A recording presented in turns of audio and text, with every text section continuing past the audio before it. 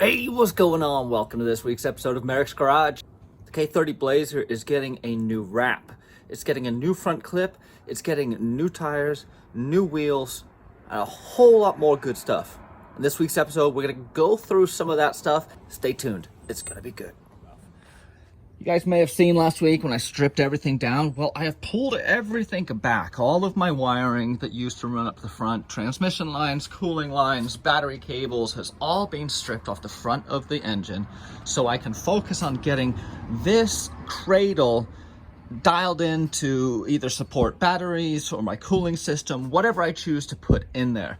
By stripping all the wiring back, I can, once again, I can thin it out, I can bundle it more appropriately, and I can secure it more efficiently and effectively. I'm trying to get rid of some of this stuff like this, where I've got a stray wire floating around. I want everything to be consolidated, labeled, easy to access, but secure. I don't want to have to deal with chasing down bad grounds or looking for shorts, so I do everything I can to do it right the first time. I labeled a lot last time, I left a lot out. So this is going to be an opportunity to get labeling on all my wires so I know where they're going. Let's take a look at some of the damage that roll did in Moab. Yeah, this is going to be a little tricky to fix.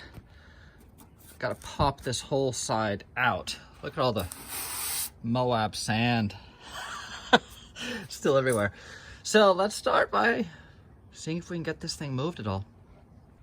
I will be mounting all of my PCM electrical stuff and computer stuff inside the cab now for protection from water ingress and things like that. I've used that access hole up in there to come through. But everything's a little cockeyed in here. I pulled out that Harbor Freight tool and I did some expanding. It hasn't moved things as much as I would like, but that's okay. There's still time to fix things. We're going to be doing a deep dive in another video series into the beadlocks and the tires. I want to show you them today because they are awesome, but I also want to say thank you to Cooper Tire and ProComp for what you see behind me. Cooper Tire sent me their Discoverer STT Pro, their 40-inch, and ProComp has sent me their Trilogy Beadlocks. Awesome stuff. Oh, they're beautiful. I'll have more details as things progress and as I start to use them. At this point, I've just been drooling over them. But let's get back to the video. I'll show you how I installed some of the beadlocks, and we'll talk about these tires and wheels a little bit more. We also got some good stuff on the truck. So let's get back to it.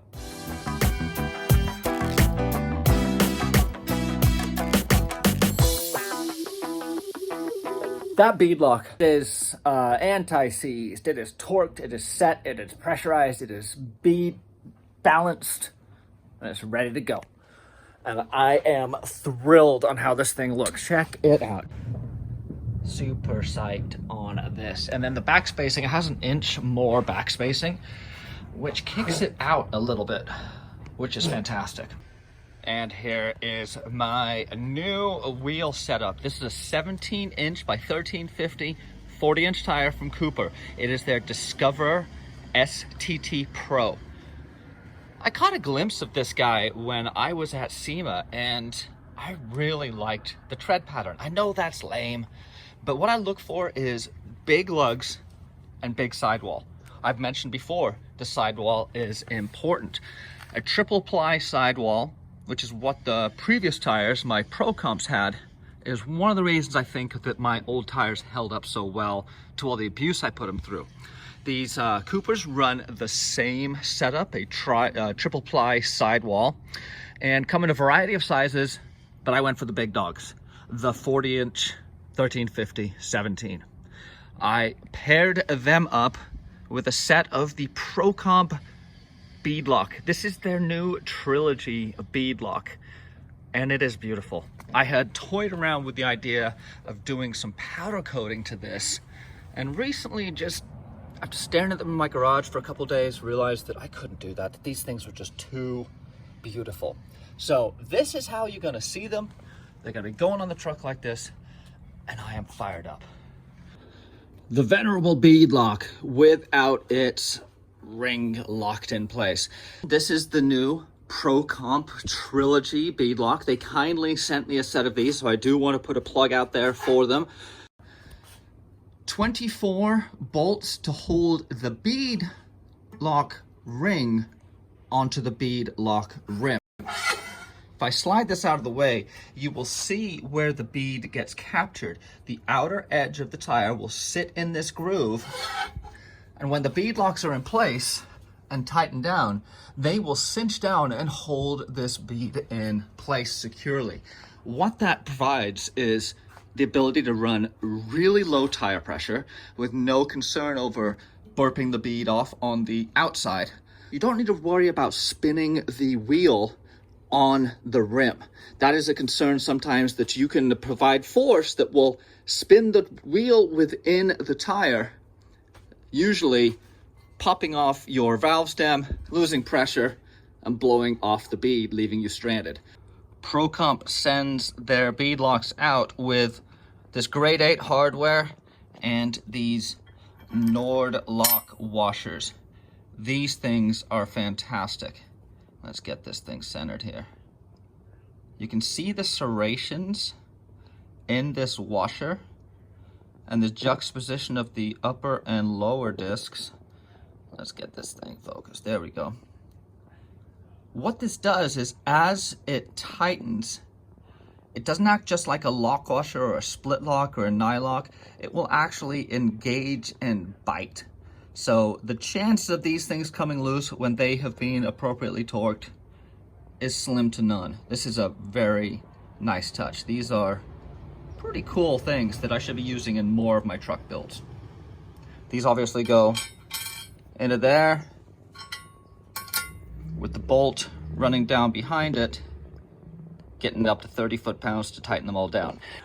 When you are installing beadlocks, it's important to install them like you would anything that requires uniform pressure. So a cylinder head, a wheel, where you do the opposite and opposing, where you don't tighten down all at once. The same thing applies here. Top to bottom to sides.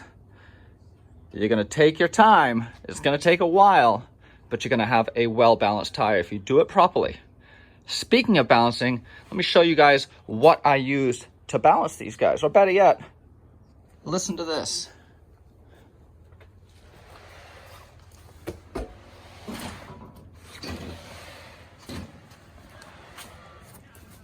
I don't know if that sound is coming through or not, but what that is about half a pound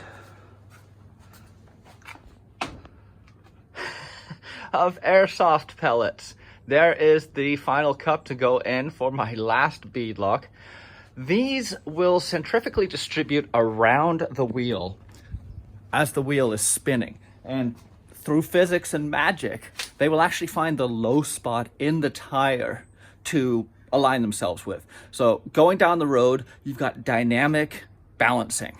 As opposed to putting some lead weights on the tire that basically counterbalance the valve stem, you have this mass that will distribute around the tire to offset any unbalance that you might have.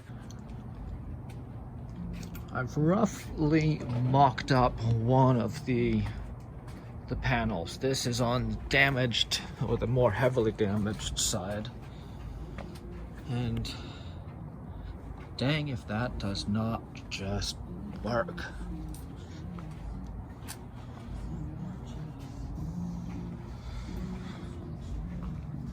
But the good news is, this crease right here, it's not really doing anything structurally to pull this away or to mess up body lines. It's basically just a dent in the cab that's going to be hidden by this new fender. And the mounting points, one of which is right up there, hasn't been bent, and the other one is down at the bottom. So These are basically like giant bash guards, man.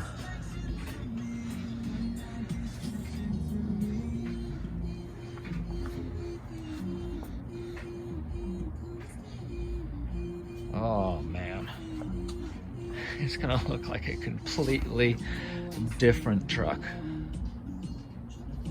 Man, I love the smell of new tires. My garage smells awesome. Someone needs to come up with an air freshener that smells like new tires. Anyway, thanks for hanging out with me today. I've got more videos coming. We're gonna finish up the truck, getting it ready for hammers.